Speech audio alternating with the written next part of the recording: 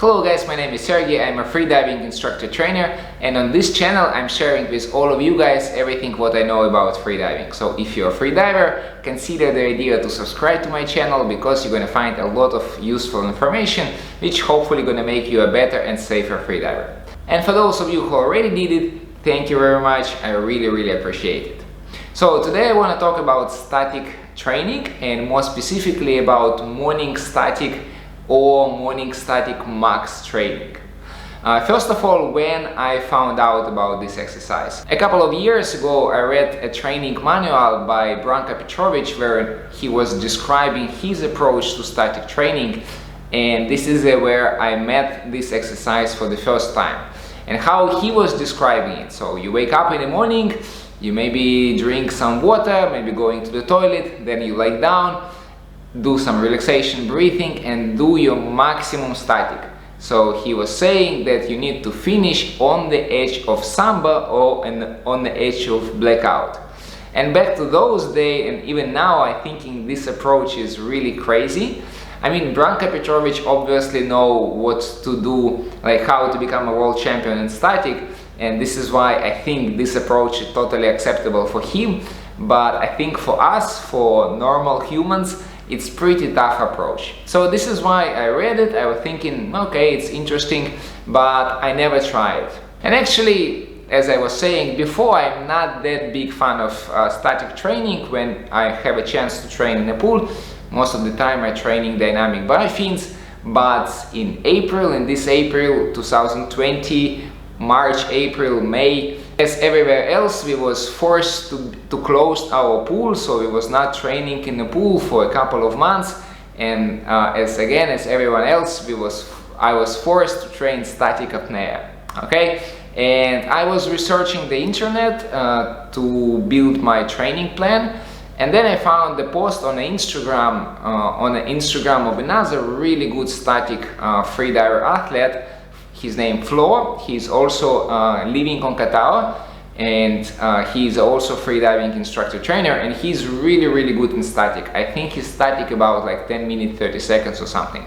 And I was checking his post, because on his Instagram he is describing different aspects of static training. And then again I met this type of training, morning max, but Flo was describing it slightly more, let's say, gentle.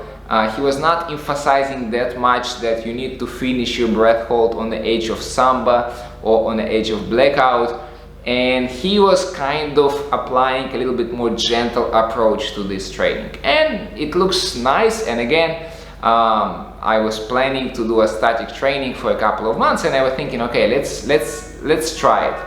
So how I started, I didn't start with a max breath hold in the morning, but I took like a 50% from my current max, and then I was, every time when I was doing this type of training, I was adding like 10 or 15 seconds on top.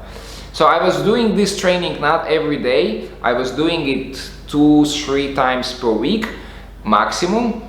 And again, this is how I was doing. You wake up in the morning, you do your toilet, you drink a little bit water, and then you lie down, and then a little bit relaxation breathing, big breath in, and hold your breath as long as you can. Not as long as you can, I was actually holding as long as I was planning to hold. So I started with relatively small breath holds, and then every time I was trying to add 10-15 seconds. Sometimes I was able to add only 5 seconds, and again, sometimes I was able to add like 15 seconds.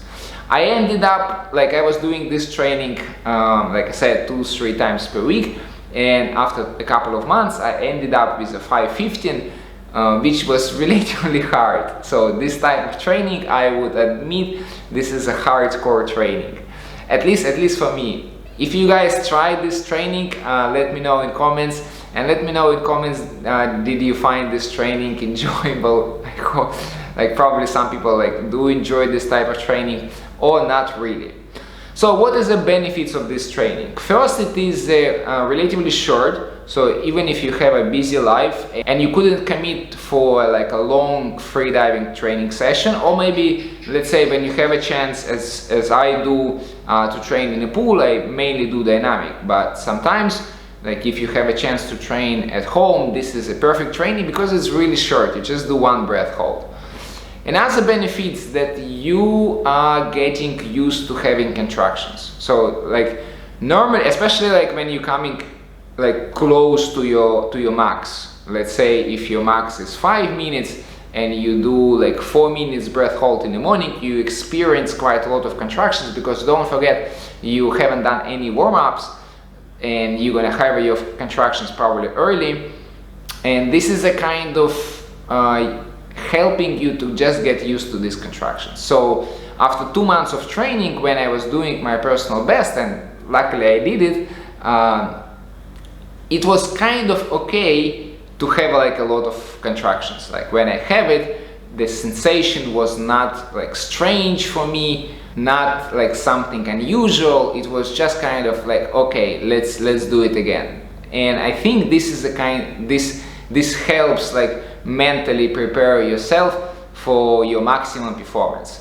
So again, this is my approach, and I think I'm gonna apply it in the future. I haven't been training static for the last like 2-3 weeks, but now I start to do it again. And how I'm gonna plan to do it? I'm gonna do it probably twice per week. And again, I start with a small number, and then I'm gonna add same like 10 or 15 seconds on top, like on each next session. So now is July, middle of July, so my plan is to be like in shape in December, November, December. So this is why I have plenty of time, and I want to have like my max, maybe like 6 minutes morning static max, maybe October, November. I'm not planning to do a max in the water for a while. Like I'm pretty happy with my 6:32 at this moment, so I don't planning to increase it in the near future. But I want to increase my morning static from 5:15 at the moment to the 6 minutes. And hopefully it's also going to help me to withstand contractions more easily when I going to do my dynamic attempts. So this is a plan.